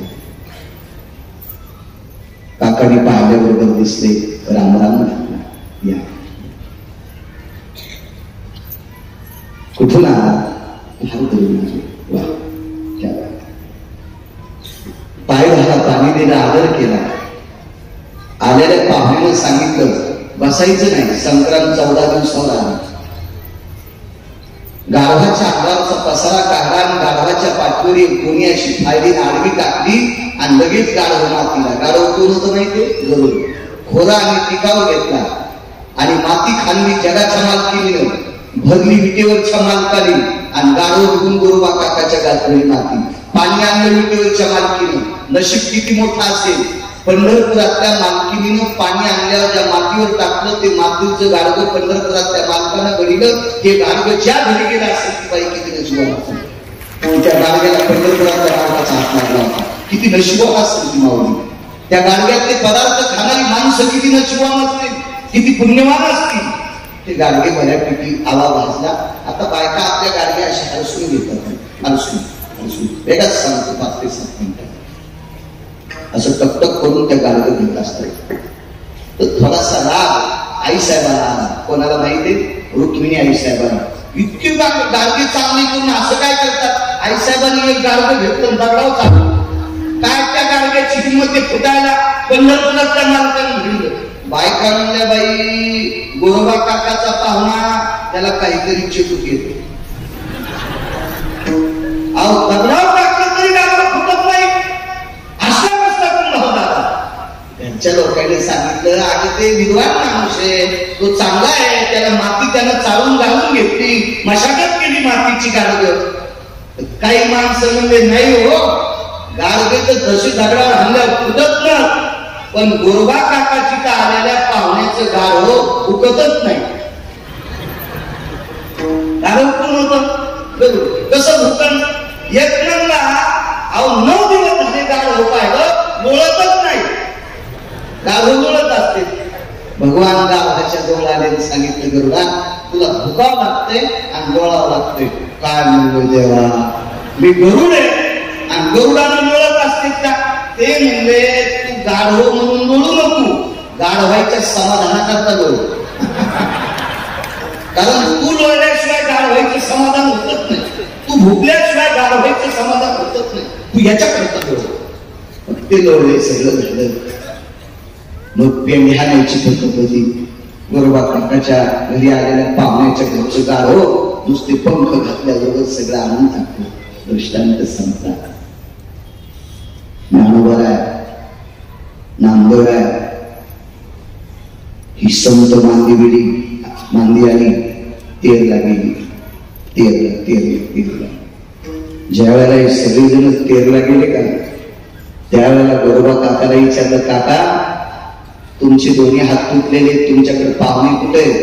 तर मागच्या परसदारातून जगाचा मालक गाढव आणि जगाची मालकीन अदृश्य होती. त्यावेळेला जेवढी संत गेली का तेवढी संत गोरोबा काकाच्या घरी गाडगे हातात घेऊन रडत होते. काकांनी विचारलं का रडता? काका तुमच्याकडे गाडगे करण्यासाठी आलेला पाहुणा नसून जगाचा बाप होता. काकाने फुटलेली हात अशी जोडली विचार केला देवा कुठल्या जन्माचं पाप उदयाला आलं? तू आमच्याकडे गरुडाला गाढव करतो, आई साहेबाला पाणी आणायला लावलंस, तू माती पुरवली सारखे केली देवा कुठल्या जन्मातलं पाप उदयाला आलं? तर संतांनी सांगितलं काका रडू नका, तुम्ही केलेल्या भक्तीचं कर्ज त्याच्या डोक्यावर होतं, हे उतरण्यासाठी तो नाचत होता.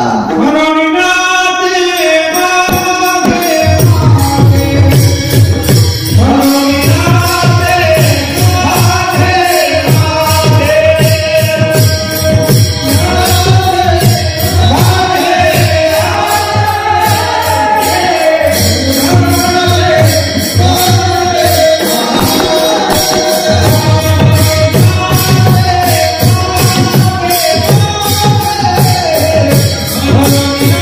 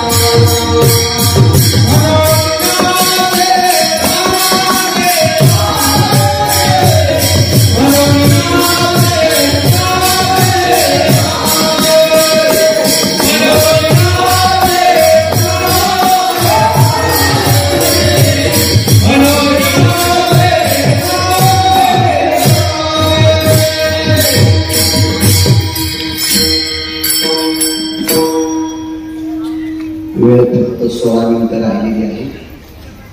एक 7 मिनिटात तुम्हाला मुद्दा सांगतो. तत्पूर्वी विठोबा रुक्माईचं भजन होईल आणि 7 मिनिटात किंवा विठोबा रुक्माईचं भजन आणि लागलीच आदरणीय या कार्यक्रमाला, या प्रांताला, या परिसराला लाभलेलं राजकीय क्षेत्रातलं तात्विक रत्न आदरणीय अण्णा, त्यांनी 2-3 मिनिटं तरी लोकांना बोलून आपल्या अंतःकरणातली सद्भावना व्यक्त करत जा. लोकांच्या इच्छा असतात आणि आम्ही इतक्या दूर आलो म्हणजे आमच्या पुढे भाकरी संपलते. आम्हालाही वाटतं या परिसराला लाभलेलं रत्न आम्हालाही दिसावा, आम्हाला भेटावा, म्हणजे आम्हालाही प्रांतात सांगता येते की मावळात ते आमदार साहेब एवढा मोठा सत्ता करतात. आम्हालाही सांगता येतं काय, आम्हाला तुम्हाला भेटून काही एखाद्या पक्षाचं तिकीट नाही मागायचं. फक्त तुम्ही या चांगली कामं करणारी माणसं पुढे आली पाहिजे. त्यांनी पुढे या. येताना आपल्याला शिक्रापूरला शांताराम बापू कटके भेटले. त्यांनी सांगितलं अण्णांचा फार मोठा सत्ता आहे, पण त्यांच्याकडे बापूंकडे पण आजच सत्याचा आरंभ आहे. खूप कौतुक केलं त्यांनी मगाशी फोन करून. चांगली माणसं आहात तुम्ही. असं पारमार्थिक क्षेत्रात येणाऱ्या माणसांनी 2 शब्द जर बोललं तर अजून 4 लोकांना त्याचा परिणाम होत असतो. काय होतं माहितीये का, श्रीमंत माणसाने अर्धा किलो सोनं अंगावर घालून पंक्तीत वाढावा. श्रीमंत माणसानं अर्धा किलो सोनं अंगावर घालून पंक्तीत वाढावा. ज्याला ठिकाणं नाही त्याला लाज वाटत नाही आणि मग तो पंक्तीत वाकत असतो, तो वाकत असतो. मोठ्या लोकांनी तुम्ही स्तुती म्हणून येऊ नका, तुमची प्रशंसा म्हणून येऊ नका, तुम्हाला गरज नाही. मोठी मोठी असतात त्याबद्दल काही विषय नाही, पण काही सात्विक सदाचारी पुण्यशील. अहो मगाशी एक मुलगा भेटला, ते म्हणला महाराज मी 100 किलोमीटरहून आलो. बघायला भेटते, त्यांनाही बघायला भेटत. तुम्ही काय एक 5 ते 7 मिनिटात एक पुरावा सांगतो. विठोबा रुक्माई लागली चालना येतील, मग रामकृष्ण आणि शेवटचा पुण्य सांगतोय. कर्ज एक 7 ते 8 मिनिटात.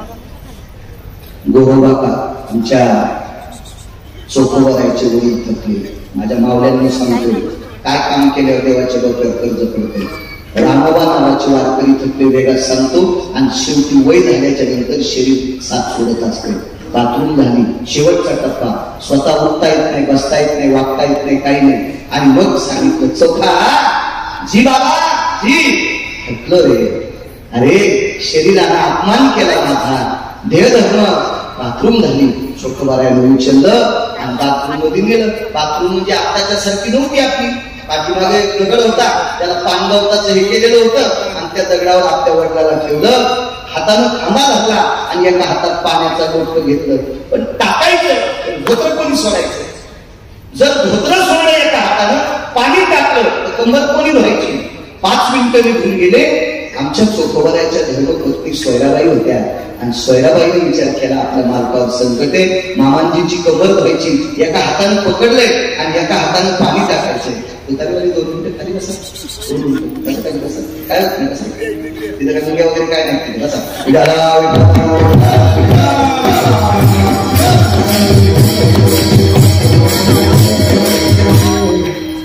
सोयराबाई सुनबाई होत्या आणि सोयराबाई तात्काळ बाथरूमकडे गेल्या आणि मालकाला फिरवलं. काय बाबाची कंबर धरायची. चोखोबरायनं दिलं, तू तिकडं तोंड करून पाणी खा, मी कंबर धुतो. सांगितलं नाही, तुम्ही बाबांना धरा, एका हातानं पाणी टाका, मीच मामांजीचं धोत्र सोडते आणि मीच त्यांची कंबर धुते. कोण होती माहिती? सून. व्यवहारातला एक संसारातला सिद्धांत लक्षात घ्या. पुरुषाची कंबर 3 बायकांनी धरायची. नवऱ्याची कंबर बायकोला धुवायची वेळ आली असेल तर काही पाप नाही, लाज नाही, पाप नाही. मुलाची कंबर आईनं धुवायची, लाज नाही, पाप नाही. आणि वेळ प्रसंगी मुलीनं जर बापाची कंबर धुतली तर कवडीचं पाप नाही. मुलीनं बापाची कंबर धुवावी, आईनं मुलाची कंबर धुवावी आणि पत्नीनं पतीची कंबर धुवावी. सुनानं कंबर धुवावी. धुतल्यावर पाप लागते असं नाही, हजारो यज्ञाचं पुण्य लागणार, पण धुवावाच असं पुराणात सांगितलं नाही. असं जर कोणाला सापडलं असेल तर मला ते दाखवा, मी त्याला गुरु करतो. मी पावणे 2 शुभ्र धुवायची देतात. पण जर सुनेनं सासऱ्याची कंबर धुतली तर पाप लागत नाही. 1 कोटी पंढरपूरच्या वाऱ्या केल्याचं पुण्य मिळते. सुनबाईने आपल्या मालकाला सांगितलं, माझं लक्षात घ्या, कंबर मी धुणार. बांगड्या मागा अशा लोटल्या, तिला बांगड्या होत्या.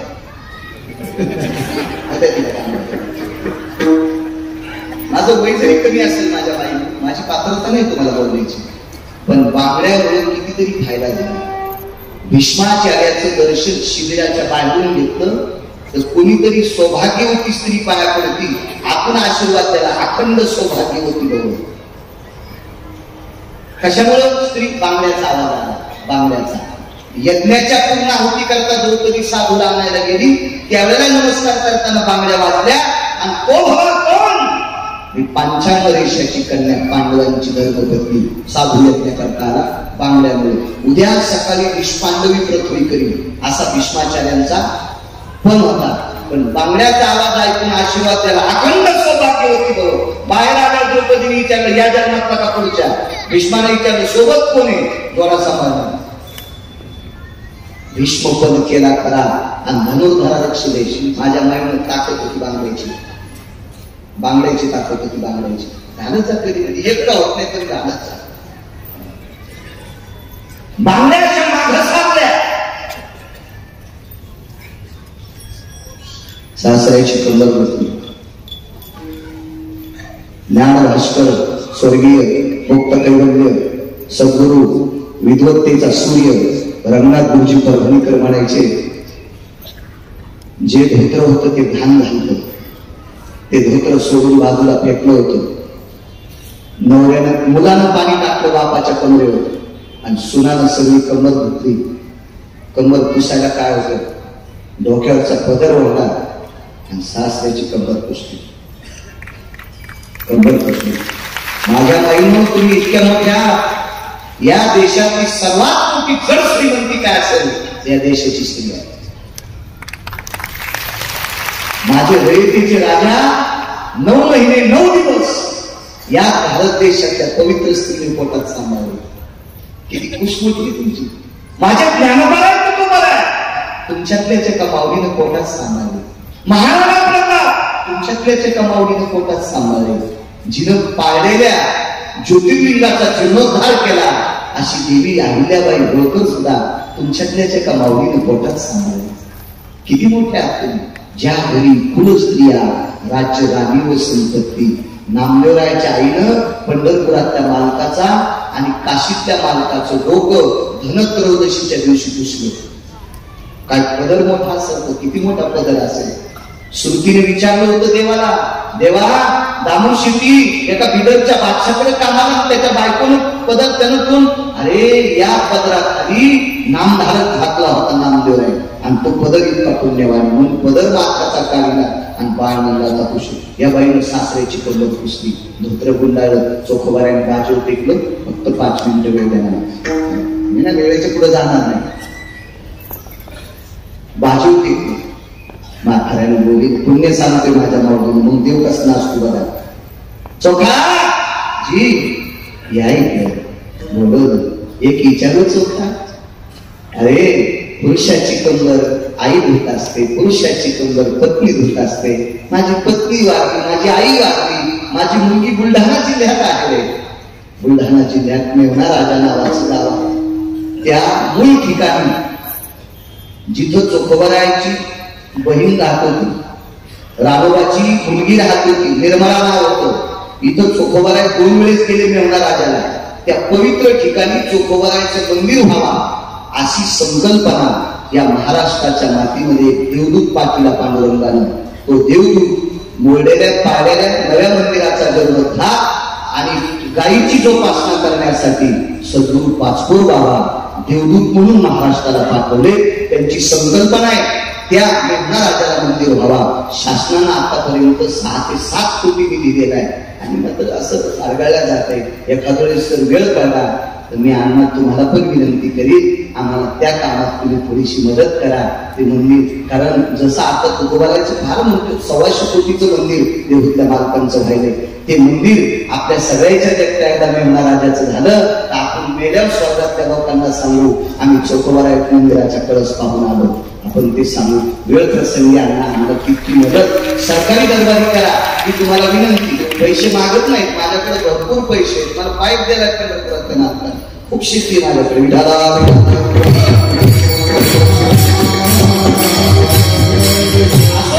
माझी मुलगी पण दाखल केली असते. मी इथं मंगळवेळात राहतो म्हणजे बांगड्या कोणाच्या बांधल्या. विवेकी माणसाची बुद्धी शेवटपर्यंत चांगली असती. चोखोबारांनी सांगितलं बाबा बांगड्या जिच्या वाजल्या ती माझी बायको तुमची सुनबाई आहे. डोळे नाही रडले, डोळे नाही रडले, अंतकरण रडलं, अंतकरण रडलं. आणि सांगितलं चोखा बोलवतो सुनबाईला. चोयरा जी मामा बाबांनी बोलवलंय. जवळ आल्या, आल्याबरोबर वाकून सासऱ्याला नमस्कार केला. ती जुन्या काळात ती सून होती. पूर्वीच्या काळात ते सासरे हात मारायचे. सुनबाई जी असा शब्द. आताच्या सासऱ्याला हात मारा सुनबाई काय. बऱ्यापैकी सासऱ्याचे कान कामाला आले हे तुमच्या आवाजाने. हे पाप नका घेऊ माझ्या नाही, चांगलं बोला. म्हाताऱ्या सासू सासऱ्याची सेवा करणं पंढरपुरातल्या मालकाची सेवा केल्याचं पुण्य लागते. त्यांची संपत्ती घालून आपण त्याच्यावर प्रेम करा. आणि चोखोबारायांनी बोलवल्याबरोबर रामोबा नावाच्या वारकऱ्याने सुनबाईला बाई शब्द वापरला. माय बसते का बाजार. नको मामांजी बसलं माय. आणि पाय त्याला बाजार बसलं आणि एक विचारलं एक बोलू सुनबाई. काय बोलता मामांजी. सासऱ्याची कंबर धुताना तुला लाज नाही वाटली, तुला किळस नाही वाटली, तुला घाण नाही वाटली, तुला चिळस नाही वाटली, तुला असा मनात विकृती नाही झाली. खाली मान घातली सांगितलं मामांजी तुमची कंबर धुताना तुम्हाला सासरा समजलंच नाही. मामांजी 10 वर्षापूर्वी माझे बाबा वारले. 10 वर्षापूर्वी मामांजी माझे वडील वारले. माझे वडील ज्या दिवशी वारले त्या दिवशीपासून मी तुम्हाला सासरा समजत नाही. तुमच्याकडे बघितलं की मला असं वाटतं माझे वडील आले तुम्हाला सासरा समजून कंबर घेतली, मी तुम्हाला बाप समजून कंबर घेऊ. डोळे घट्ट बंद केले. डोळ्यातून पाणी यायला जागा नव्हती, इतकं पाणी डोळ्यातून येत होतं. आणि विटेवरच्या मालकाचं ध्यान करून आकाशाकडे पाहिलं आणि सुनाचे दोन्ही हात हातात घेतले. कर्ज सांगतोय माझ्या बाईनं, कर्ज 2 मिनिटं ऐका. दोन्ही हात सुनाच्या हातात धरले. तो वारकरी सासरा होता. जीवनभर पंढरपुरातल्या मालकाचं भजन केलं, वारी केली, तुमची आमची कामं केली मोठ्या लोकांची. सरपण फुली, नाल्या उपसिल्या, रस्ते झाले, मंडप झाले, कामं केली. आणि डोळे झाकून सुनाचे हात हातात धरले आणि विटेवरच्या मालकाला सांगितलं देवा भारतात 1 नंबरची सून आहे जिनं क्रांती केली. सासऱ्याला बाप समजून, वारकरी सासऱ्याला बाप समजून सासऱ्याची जिनं कंबर धुतली आणि पदरानं कंबर पुसली अशी सून मला दिलीस रे देवा. किती माझं पुण्य आहे. पण एक लक्षात ठेव देवा मी आतापर्यंत लोकांची सरपण फोडून तुझं भजन केलं रे देवा. नाल्या उपसून भजन केलं रे, रस्ते झाडून भजन केलं रे देवा. तुला चाराने मागितले नाही रे देवा. एकच मागतो सासऱ्याला बाप समजणारी सून मला दिली. पण हिच्यावर जर कधी प्रसंग आला तर तू पण हिचं काम करताना लाजू नको. चोखोबाची बहीण झाला सारंगर, वहिनी उघडाला हाका मारी. घरातल्या सासऱ्याला बाप समजून कंबर धुतली. या शिवेचं कर्ज पंढरपुरातल्या मालकाच्या डोक्यावर पडलं तर पंढरपुरातल्या मालकानं 27 दिवस साडी नेसली. अण्णा तुम्ही जिथे कुठे बसला असताल तिथे एक प्रश्न विचारतो आणि सगळ्यांना एका मिनिटात विचारतो. मी 5 लाख रुपये देतो इथे बसलेल्या कोण्या माणसाला त्यांना तालुक्यात महिनाभर लुगडं घालून फिरावं.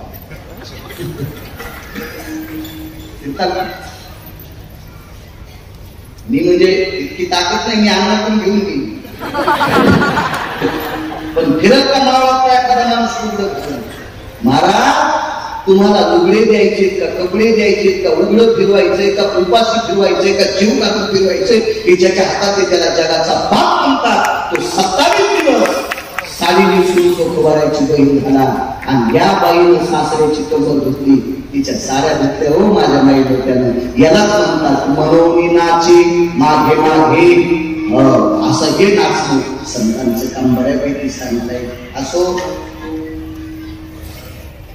आदरणीय अण्णांनी इथे यावं. आता विठोबा रुक्माईचं भजन होईल.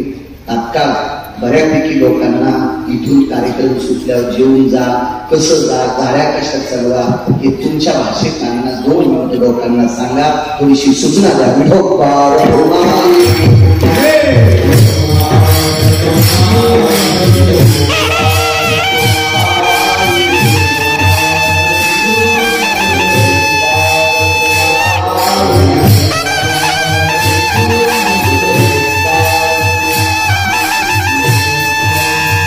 Oh